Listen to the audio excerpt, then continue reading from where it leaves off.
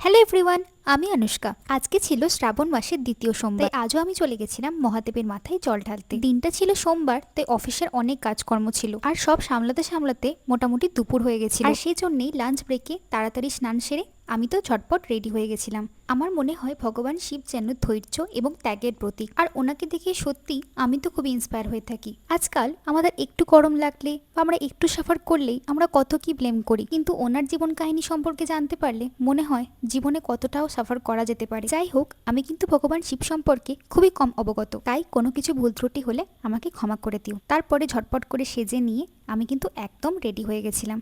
জানো তো, মনের মধ্যে একটা আলাদাই আনন্দ হচ্ছিল। আমাকে না আমার মা কখনো উপোস রাখতে বা জোর করে কোনো ঠাকুরের পুজো করতে কখনোই জোর করেনি। আর সেজন্যই যখন মন থেকে ভগবান শিবের মাথায় আমি জল ঢালতে যাচ্ছিলাম, মনের মধ্যে খুব পজিটিভ আর খুবই এনার্জেটিক ফিল করছিলাম। তারপর ঠাকুরের সমস্ত সরঞ্জাম যেগুলো আমি ঠাকুরকে নিবেদন করব সেগুলো নিয়ে সবটাকেই একটু গুছিয়ে নিয়ে আমি যাওয়ার জন্য রওনা দিলাম। আজকেও না আমি একাই বেরিয়েছিলাম। আসলে আমার মায়ের বেশ কদিন ধরে একটু শরীরটা খারাপ, সেজন্যই আমার মা শ্রাবণ মাসের সোমবারটা করতে পারেনি।